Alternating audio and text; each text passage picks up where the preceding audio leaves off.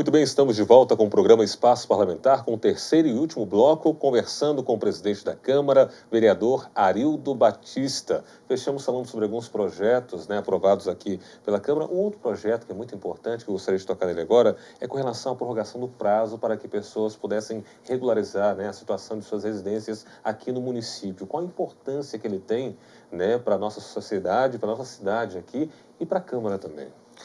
Olha, Daniel, esse projeto me deixou assim tão contente, eu não esperava que desse uma repercussão tão positiva como foi. Claro que ele é um projeto positivo, porém, não esperava, como eu disse, o tamanho a quantidade de agradecimentos que nós temos recebidos no gabinete e até dos profissionais que atuam nessa área. Na verdade, ano passado, foi mandado para nós, através da Prefeitura, esse projeto que permitia que as pessoas que tivessem aqueles imóveis que normalmente estão fora do padrão, como, por exemplo, ocupação de área, de construção, algum tipo de irregularidade que não afete muito a qualidade de vida das pessoas ali, mas que, de uma forma ou outra, ou você teria que derrubar, destruir, fazer certo, ou então você não consegue tirar o habite. Então, a Prefeitura estudou, apontou várias formas de fazer isso, chamou os vereadores discutiram e isso foi aprovado aqui por todos. Isso funcionou muito bem e durante um ano, ele estava vencendo agora, se eu não estiver enganado, no dia 4, venceu no dia 4 de dezembro.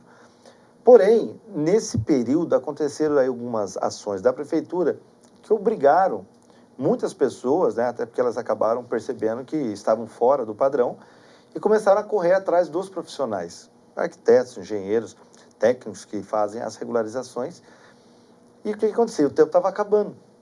Porque essa anistia, na verdade, ela ajuda, porque você acaba não pagando multa sobre aquilo que você excedeu ou construiu de forma irregular. Então, eu recebi aqui alguns profissionais, eu sempre falo muito do Lequinha, que é muito conhecido aqui na cidade, tem o Careca, que também é um arquiteto que mora lá em São Silvestre, mas alguns que nos procuraram e perguntaram se não iria prorrogar a lei. Como essa iniciativa não é do Legislativo, eu procurei o prefeito Hamilton e o Walter Corbani, que é o secretário de Planejamento, e falei da possibilidade se a gente poderia ampliar esse prazo para mais 6 meses. Bom, discute aqui, discute ali, e o prefeito, logicamente, entendeu que era uma demanda não do vereador, mas uma demanda da sociedade. Porque também haviam muitas pessoas que, logicamente, indiretamente, iam aos profissionais e preocupados com o vencimento da lei. Vários moradores me procuraram, Arildo, e aí, vai prorrogar? Eu falei, estamos trabalhando nisso. Então, para nossa surpresa, rapidamente o prefeito mandou para cá o projeto. Ele basicamente é o mesmo projeto que já havia sido aprovado, porém, dando uma esticadinha por mais 6 meses. Porém, eu me lembrei, puxa, nós estamos em dezembro. Mais 6 meses, será que não seria mais interessante já acabar o ano, Ou seja, mais um ano.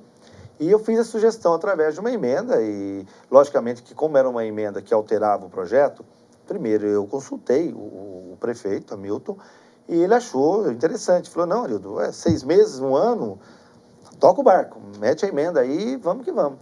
E passou, legal. Então, hoje, as pessoas que aí querem fazer a regularização, querem acertar. Porque às vezes as pessoas constroem até sem planta, acredite se quiser. Mas constrói tudo bonitinho, constrói tudo direitinho. Não é porque não tem a planta que não está...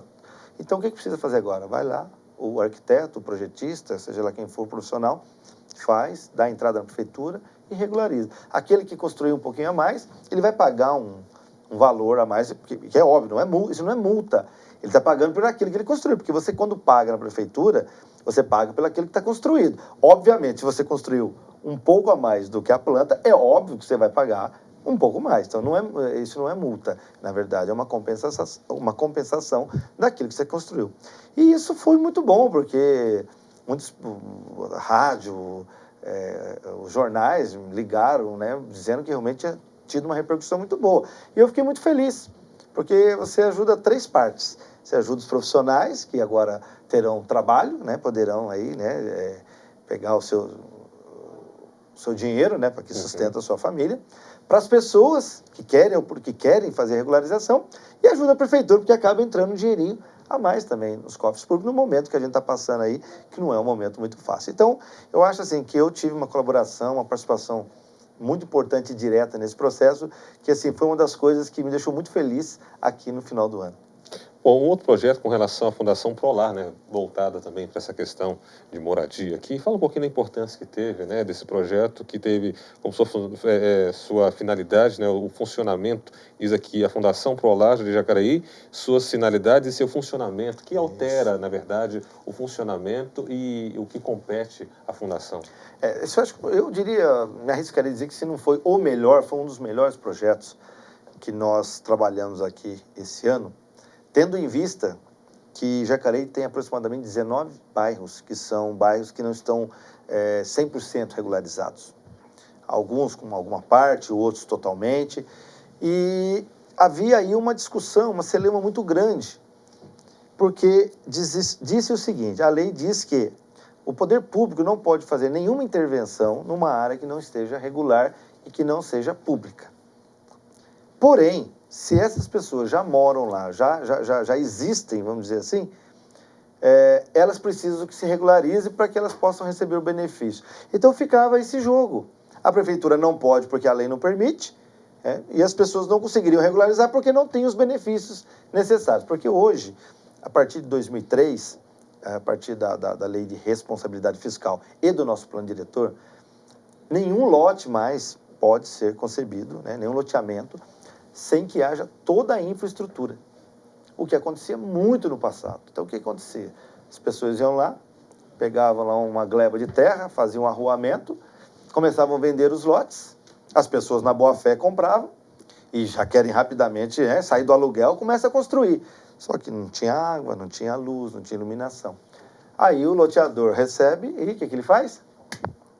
Pica a mula, como a gente diz na roça. E aí a conta fica para quem? A população, ela quer alguém que resolva o problema. E aonde ela vem bater? Vem bater na porta da prefeitura. Ou seja, a prefeitura tinha que pagar por aquilo que o loteador já havia recebido. E olha, tem muitos casos na justiça aí. Temos um caso muito recente ali, que é o Jardim do Marquês, que assim, a gente fica triste de ver uma situação que acaba não se resolvendo e a justiça estava envolvida nisso, mas não se dá uma solução. Eles cobram a prefeitura diz que não pode, porque os lotes foram vendidos. Então, assim, é uma confusão danada. Então, o que acontece, voltando à questão da Prolar? A mudança substancial dessa lei é permitir que, dentro das atribuições da Prolar, que a princípio é cuidar de moradias, que ela também pudesse cuidar de regularização. Como? Tem a parte, vamos dizer assim, judicial, que é a questão de cartório, essas coisas. Tem a questão estrutural, que é meio ambiente, porque às vezes eles estão em áreas lá de APP ou coisa parecida. E tem a estrutura. Por exemplo, como é que você pavimenta uma rua hoje de um bairro que não é regular? A prefeitura não pode fazer isso. Então, através da Fundação Prolar, e uma das atribuições que ela recebeu foi essa. Ou seja, a Prolar, para quem não sabe, é um fundo, Ela tem um fundo. Então, todo o loteamento que surge na cidade, uma parte desses lotes, ele é vinculado à Fundação Prolar. Então, a Fundação Prolar, ela pode construir casas ou ela pode leiloar esses terrenos, essas áreas, para que possa, então, angariar recursos para poder ou construir casas ou fazer agora a regularização. Que eu acho que é o grande problema. Porque você tem muitos lugares aqui na cidade que é considerado como déficit habitacional porque estão em áreas que não são regulares. Então você vai resolver também o problema do déficit. Por quê? Muita gente tem lote nesses locais e não constrói de medo. Comprou, está lá, bonitinho, carnezinho, mas não constrói. Porque fala, não, como é que eu vou construir aqui? E se depois a prefeitura vem aqui, a justiça vem, manda derrubar, manda me tirar daqui. Então há uma insegurança muito grande. A partir do momento que a Fundação Prolar está envolvida, cuidando de tudo, e nesse caso agora, falando também da questão da infraestrutura, eu acho que esse problema vai deixar de existir. E nós esperamos aí que não vai dar para terminar todos, São 19, o Rio Comprido está indo lá, estamos partindo também para 22 de abril, tem 1º de maio, tem algumas outras áreas, Bela Vista. Ou seja, nós queremos acabar, se não me falha a memória, o Jardim do Vale, boa parte ali já foi também acertada, só aquela área que está realmente em APP, que aí há uma questão muito presente, que é a questão ambiental, então é um pouco mais enrolado. Enfim, o que nós queremos é dar dignidade para essas pessoas. Então, a Câmara teve um papel fundamental quando acatou esse projeto, votou por unanimidade e hoje a Prolar está já aí atuando, porque ela tem esses recursos, mas não podia usar. E hoje ela vai poder ajudar essas pessoas. Até porque as pessoas cobram muito, mas a Prolar tem que fazer casa. Eu discordo um pouco. Acho que em tempos atrás, talvez sim, mas hoje nós temos um programa que é de âmbito federal, que é o Minha Casa Minha Vida, que resolve isso com muito mais facilidade, porque você acaba não utilizando o recurso do município, porque é através do quê? De recurso do governo federal e da participação da iniciativa privada. O município só entra com a parte estrutural de cadastramento, de dar condições na ajuda, por exemplo, de identificar quais as áreas que são permissíveis hoje para poder fazer essas casas. O Jacareí foi um exemplo muito grande, nós construímos quase 1.300 casas através do programa Minha Casa Minha Vida. Maravilha, você está assistindo ao programa Espaço Parlamentar, hoje com o presidente da Câmara, vereador Arildo Batista. Vereador, fala um pouquinho sobre a questão agora do seu relacionamento com relação com a população, de uma forma geral. Você é bem conhecido na questão de estar sempre pronto ali para estar respondendo qualquer tipo de pergunta, até nos momentos mais acalorados, né, juntamente à população. Você faz questão, né, de estar ali respondendo, de estar conversando com a população na linha de frente, como se diz ali, como não só como presidente, como vereador, mas também como cidadão, como sempre frisa. Aí eu pergunto, é uma exposição, né, uma grande exposição, que alguns até evitam, alguns que estão no meio político evitam para poder pensar um pouco mais, ou emitem ali sua resposta via assessoria, e que às vezes até a própria imprensa não vê com bons olhos quem faz esse tipo de ação, e criticam com relação a isso. Mas se expor também, né, de uma forma bem direta, estar ali de frente, tem seus contras também. Como é que é a sua relação, por exemplo, com essas mídias hoje tão presentes aí, tão rápidas como a internet, por exemplo? Como é que você se relaciona com relação à imprensa, com relação à internet, com a população de uma forma geral, principalmente nessa nova mídia, né, que tem aí, a internet, que é uma mídia muito forte, presente no dia a dia? Eu tenho algumas críticas, né? São poucas, mas são críticas que eu falo porque na política você não deve criar inimigos. Você tem adversários, né? Mas você não pode criar inimigos. Porém, nem todo mundo entende que às vezes você num debate, numa disputa ou ideológica ou por uma questão, por exemplo, de posicionamento, ser oposição, ser situação, como você muito bem disse, a gente tende a colocar o nosso pensamento, o nosso entendimento sobre o assunto. E, obviamente, é o que a gente faz no dia a dia. E isso acaba mexendo, muitas vezes, com o brilho das pessoas. Eu respeito qualquer opinião. O que eu não respeito são críticas infundadas, porque a crítica ela sempre tem que vir acompanhada de uma sugestão ou de uma solução.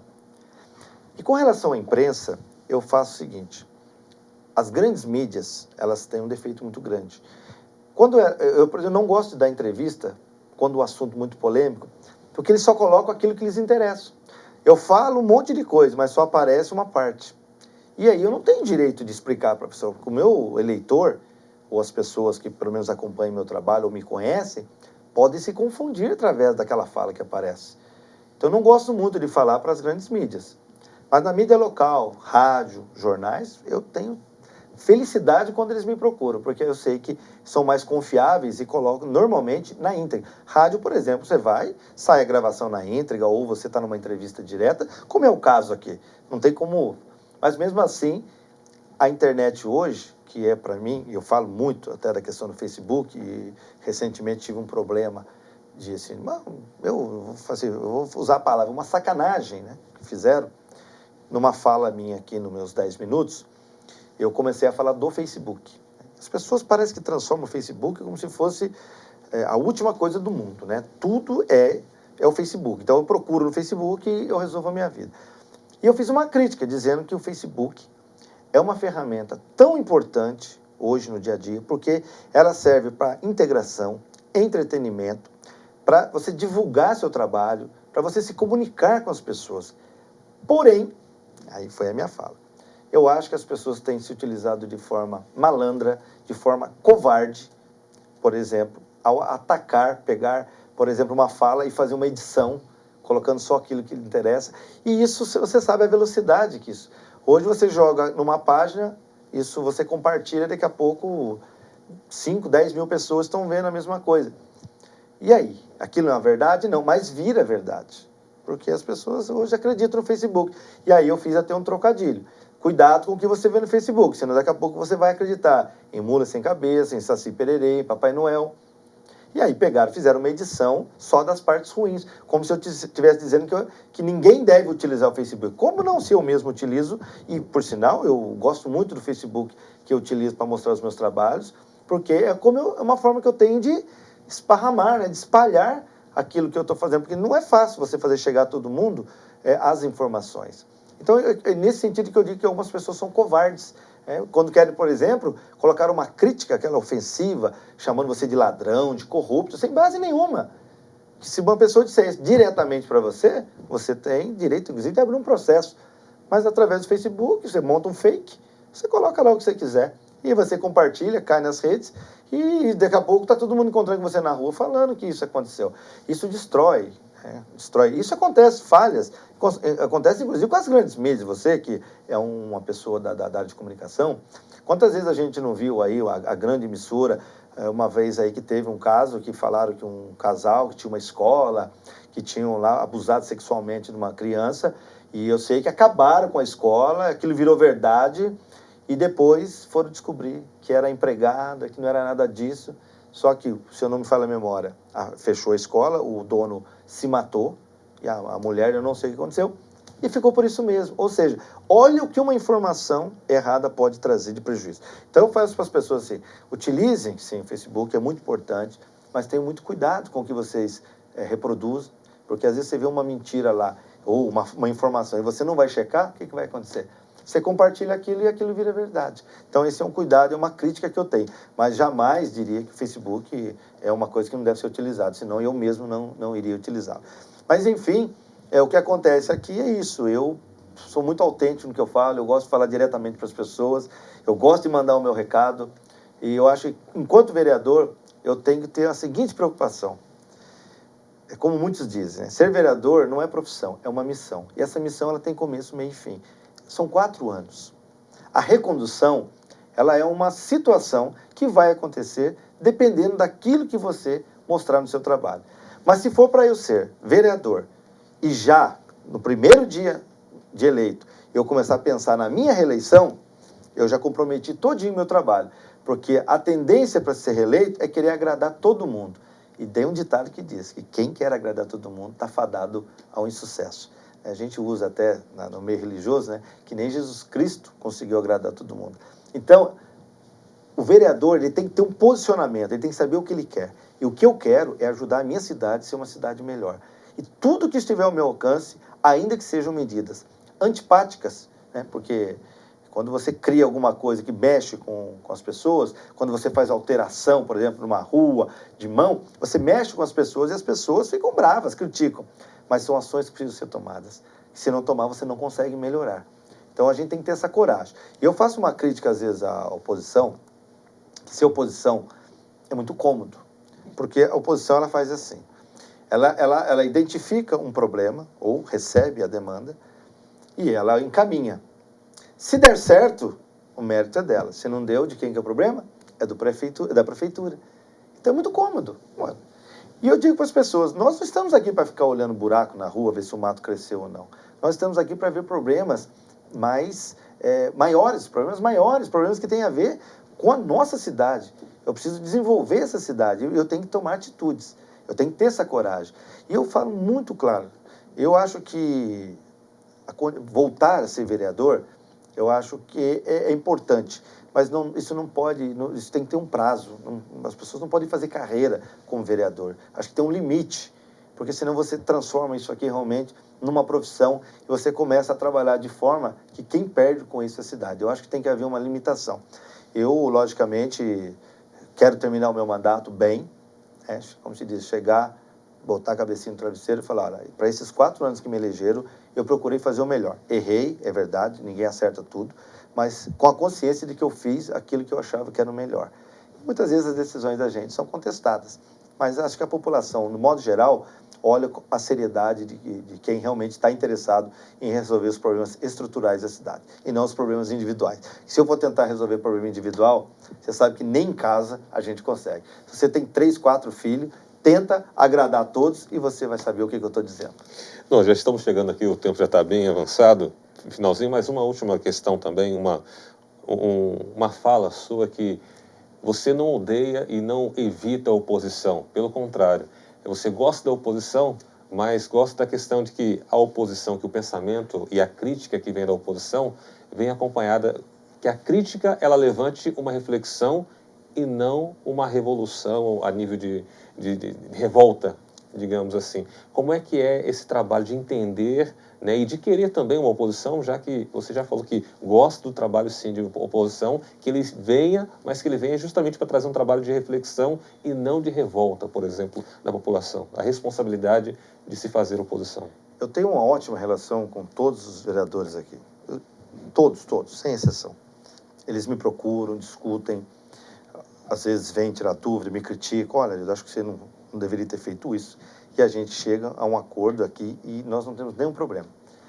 Mas, às vezes, no debate, e aí é onde vem a minha preocupação, e hoje, através da TV, ela é melhor e, ao mesmo tempo, é pior, porque chega com uma velocidade muito grande. Então, quando você sobe numa tribuna e você faz uma afirmação de algo que a gente sabe que não é verdade, imagina a cabeça do cidadão que está lá na ponta, como que ele recebe isso. Então, eu acho que tem que se fazer oposição sim. A oposição, ela é importante para qualquer governo. O governo que não tiver oposição, ele vai se dar mal.